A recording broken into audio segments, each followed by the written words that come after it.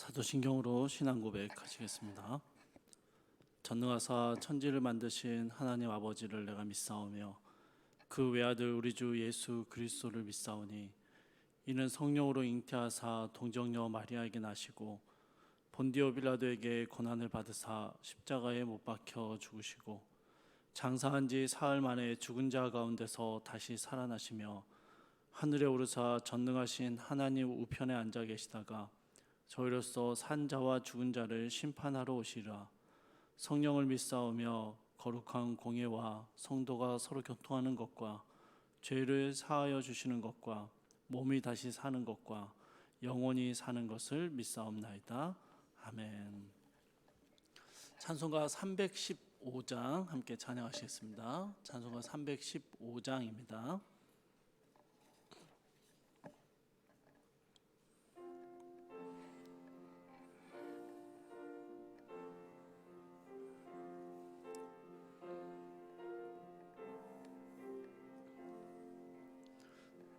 내 주 되신 주를 참 사랑하고 곧 그에게 죄를 다 고합니다. 그는 은혜를 주신 내 주 쓰시니 이전보다 더욱 사랑합니다. 주 날 사랑하사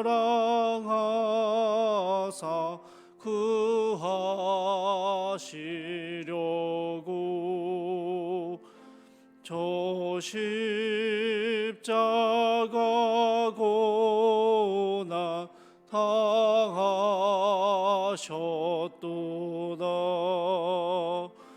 그가 시관 쓰신 내 주 배우니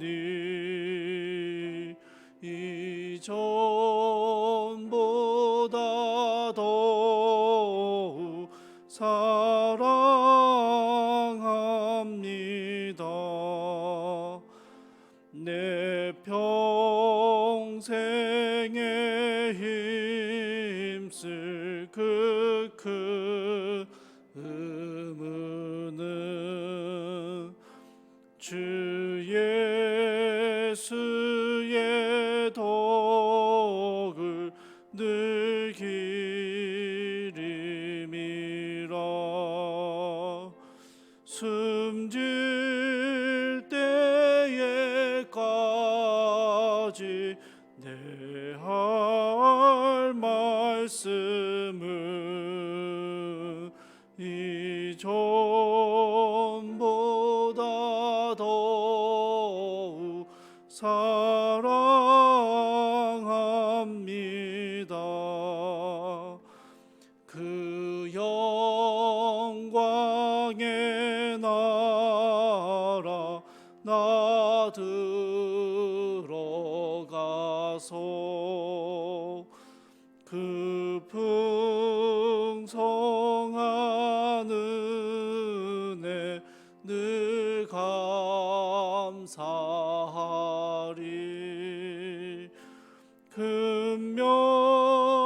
금면류관 쓰고 나 찬송할 말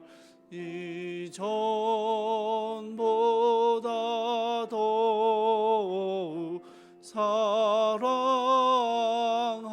사랑합니다. 아멘. 함께 오신 말씀은 마태복음 5장 43절에서 48절까지 말씀입니다. 마태복음 5장 43절에서 48절까지의 말씀입니다. 제가 봉독하도록 하겠습니다. 또 내 이웃을 사랑하고 내 원수를 미워하라 하였다는 것을 너희가 들었으나 나는 너희에게 이르노니 너희 원수를 사랑하며 너희를 박해하는 자를 위하여 기도하라. 이같이 한즉 하늘에 계신 너희 아버지의 아들이 되리니 이는 하나님이 그 해를 악인과 선인에게 비추시며 비를 의로운 자와 불의한 자에게 내려 주심이라. 너희가 너희를 사랑하는 자를 사랑하면 무슨 상이 있으리요? 세리도 이같이 하느니라.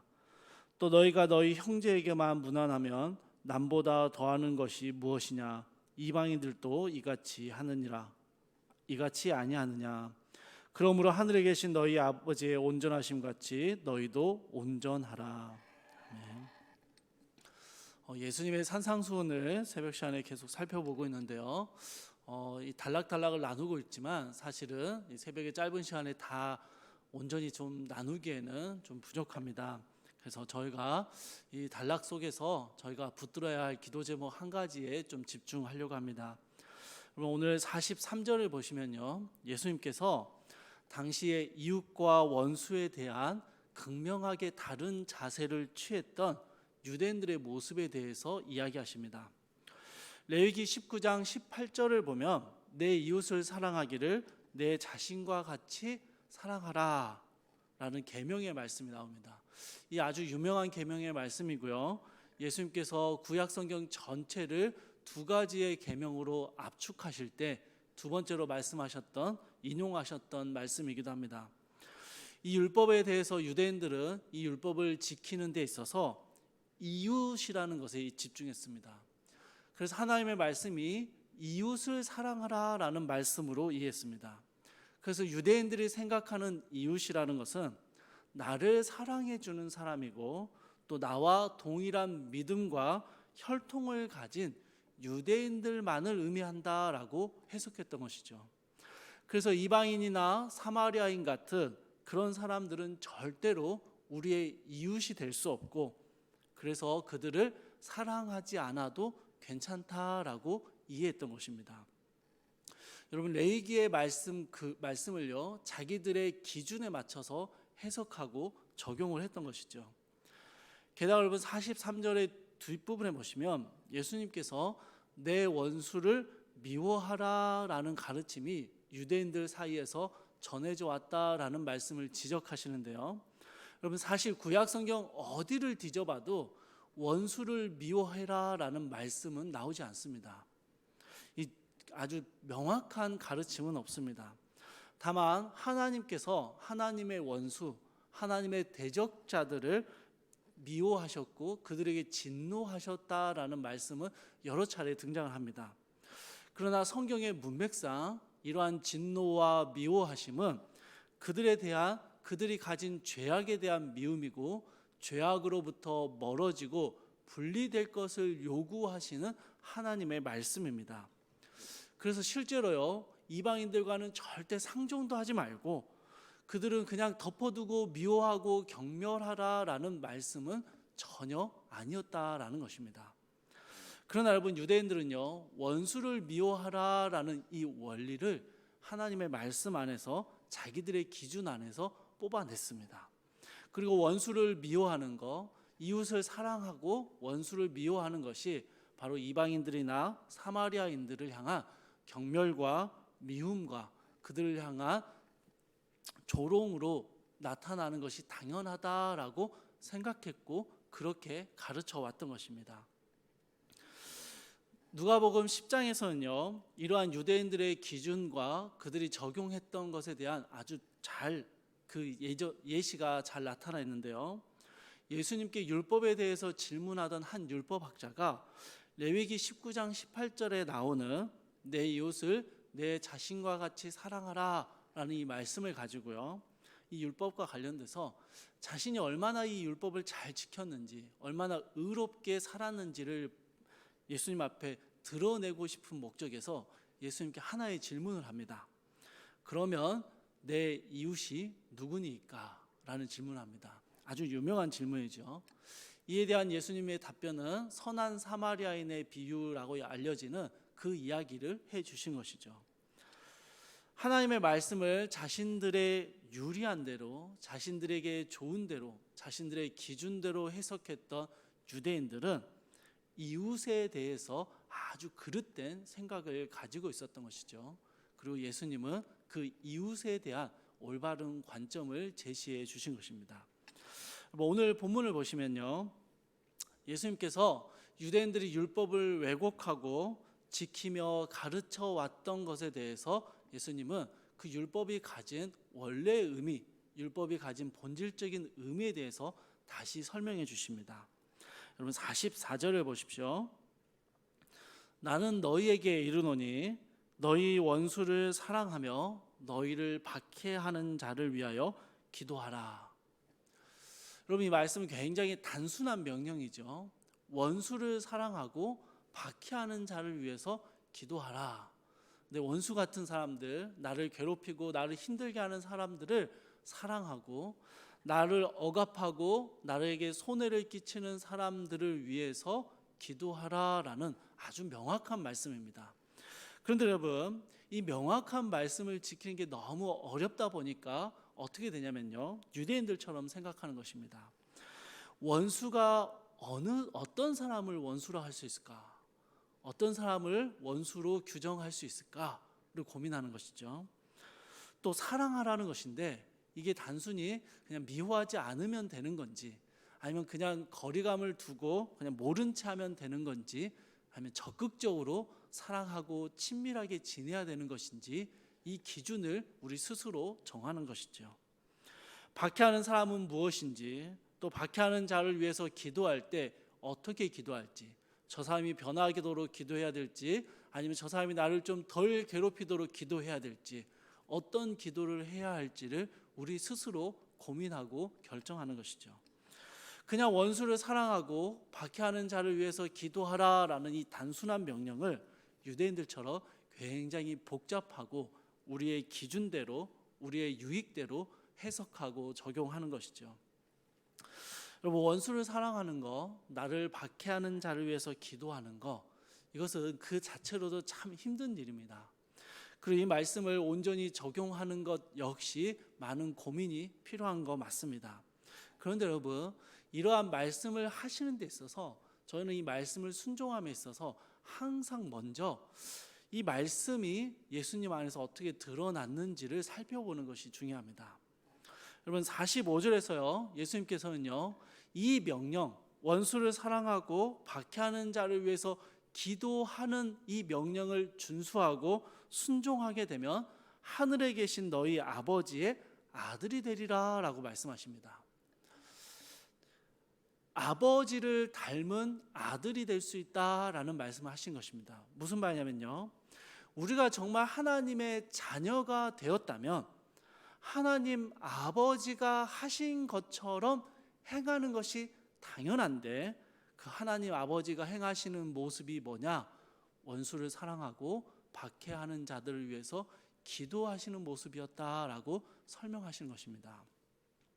여러분, 우리 예수님을 한번 생각해 보실까요?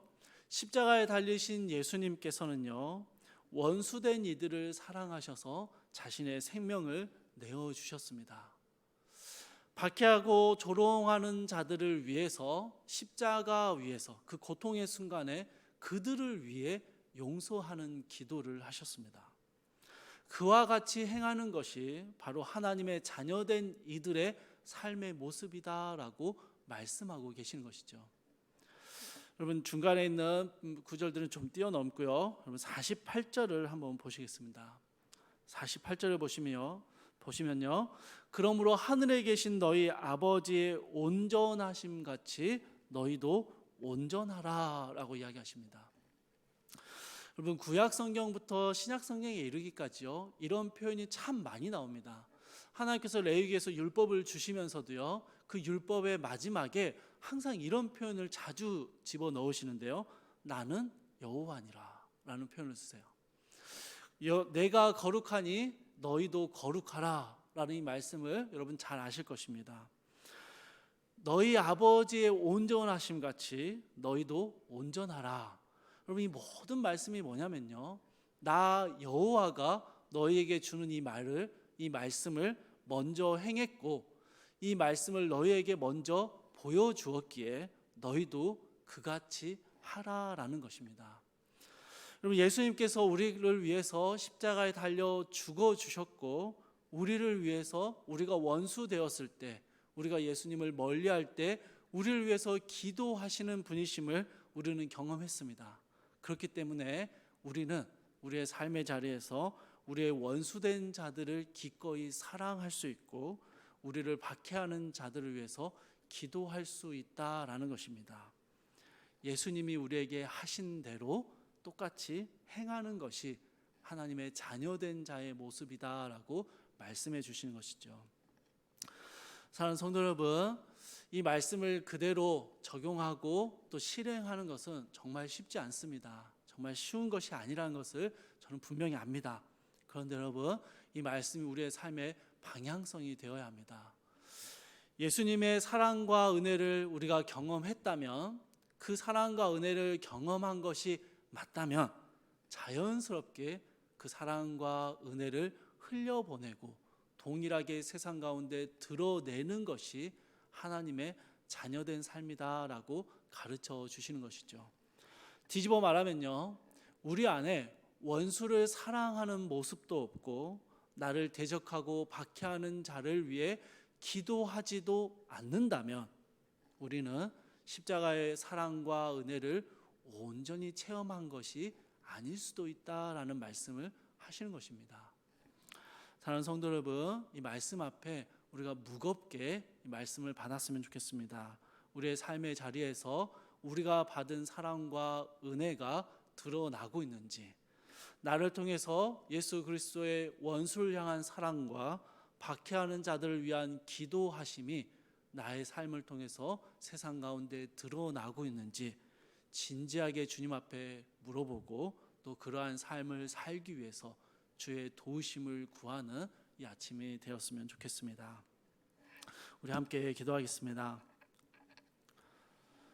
사랑하며 풍성하신 하나님, 주께서 우리 가운데 하나님의 자녀된 삶이 무엇인지를 가르쳐 주시고 말씀하여 주실 때 이것은 단지 우리에게 주시는 명령, 우리에게 주시는 요구가 아니라 주님이 그렇게 먼저 살아내셨고 주님이 먼저 우리 가운데 원수된 우리를 위하여 죽으셨고 박해하는 조롱하는 우리를 위하여 기도하셨음을 기억하게 하여 주시옵소서.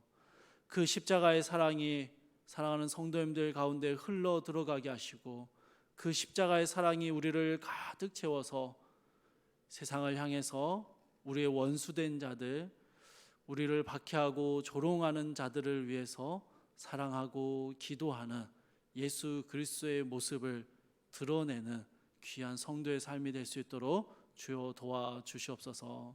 하나님, 주의 말씀이 너무 무겁습니다. 주의 말씀을 온전히 내 삶에 실천하고 적용하는 것이 참 어렵습니다. 주여, 우리의 심령을 주께서 만져주시고 주의 성령께서 우리를 도와주셔서 우리의 본성을 억누르고 하나님의 말씀에 순종하며 믿음의 길을 걸어갈 수 있도록 주여 우리의 연약함을 돌보아 주시옵소서. 주께서 주의 말씀을 주신 대로 또 살아낼 수 있는 힘을 더하여 주셔서 한 주간 우리가 주의 말씀 붙들고 살아낼 수 있도록 주의 자녀된 삶을 살 수 있도록 주여 도와주시옵소서. 감사드리며 우리 주 예수 그리스도의 이름으로 기도드립니다. 아멘. 하늘에 계신 우리 아버지여, 이름이 거룩히 여김을 받으시오며 나라의 임하옵시며 뜻이 하늘에서 이룬 것 같이 땅에서도 이루어지이다. 오늘날 우리에게 일용할 양식을 주옵시고 우리가 우리에게 죄 지은 자를 사하여 준 것 같이 우리 죄를 사하여 주옵시고 우리를 시험에 들게 하지 마옵시고 다만 악에서 구하옵소서. 대개 나라와 권세와 영광이 아버지께 영원히 있사옵나이다. 아멘. 주신 말씀 붙들고 함께 기도하시겠습니다. 여러분, 십자가의 사랑과 은혜를 체험한 자들만이 이 말씀을 순종할 수 있습니다. 그래서 십자가의 사랑과 은혜가 먼저 우리 가운데 깊이 체험될 수 있도록 기도하시고요. 그 사랑과 은혜를 세상 가운데 드러내는 하나님의 자녀로 살아갈 수 있는 힘을 달라고 함께 기도하시기 바랍니다. 여러분, 또 한국교회를 위해서 기도해 주십시오. 한국교회가 하나님 앞에 겸손하게 낮아지고 하나님의 온전하심을 드러내는 하나님의 교회됨을 드러낼 수 있도록 한국교회를 위해서 여러분 기도해 주시고요. 백신 접종이 계속해서 진행되는데 또 부작용에 대한 어떤 이야기들도 나오는 것 같습니다. 백신 접종으로 인한 어떠한 어려움도 우리 한국 사회 가운데 생기지 않도록 보호하여 주시고, 코로나가 빨리 종식되고 정상적인 생활들이 진행될 수 있도록 주의 나라를 긍휼히 여겨 달라고 같이 기도해 주시고요. 특별히 저희 성도님들 중에 물질적, 신체적, 영적으로 어려움을 겪고 계시는 성도님들 위해서 기도해 주시고요. 특별히 또 이 평택 지역에 좀 중요한 사업체 중에 하나인 쌍용 자동차가 참 어려움을 겪고 있습니다. 저희 성도님들도 관련된 업종에서 일하시는 분들이 많이 계시는데요. 주께서 그 모든 일들을 좀 주님께서 인도해 주시고 돌보아 주셔서 많은 사람들이 어려움 당하지 않도록 좀 잘 해결될 수 있도록 도와주시기를 여러분 또 함께 기도해 주시면 좋겠습니다. 우리 같이 기도 제목들 붙들고 기도하시고 자유롭게 기도하시다가 마무리하도록 하겠습니다.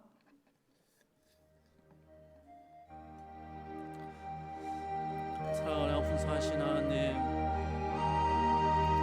주의 말씀을 들을 때, 주의 말씀을 받을 때 참 우리 가운데 말씀을 온전히 행할 능력이 없음을 고백합니다. 주의 말씀이 참 버겁고 무거운 말씀임을 고백합니다. 그러나 주님, 주께서 먼저 원수된 우리를 위하여 죽어주셨고 우리를 사랑하셨고 우리를 위해 기도하셨음을 우리는 압니다. 그 주님의 십자가의 사랑과 은혜를 우리가 깊이 체험하게 하여 주시옵소서. 그 사랑과 은혜를 체험함으로 이 땅 가운데 우리 역시 예수님처럼 하나님처럼 이 땅에서 온전함을 드러내는 하나님의 십자가를 드러내는 귀한 자녀된 삶을 살 수 있도록 주여 도와주시옵소서. 주님, 이 한국교회를 주님 긍휼히 여겨주셔서 하나님, 우리 조국교회가 주님 앞에서 다시 온전함을 유지하고 다시 주님 앞에 거룩해질 수 있도록 주여 이 땅의 교회들을 주여 불쌍히 여겨 주시옵소서. 회복시켜 주시옵소서. 하나님, 코로나로 인한 이 사회 어려움을 주님 붙잡아 주시고 백신 접종 가운데 어떠한 어려움도 생기지 않도록 주님 돌보아 주시고 하나님, 하루속히 종식되어서 정상적인 생활들이 다시 돌아올 수 있도록 주여 돌보아 주시옵소서. 하나님, 사랑하는 성도님들, 특별히 어려움 가운데 계시는 성도님들 가운데 주여 주님의 크신 팔로 돌보아 주시고 이 어려움들을 잘 이겨낼 수 있는 힘 또한 더하여 주시옵소서.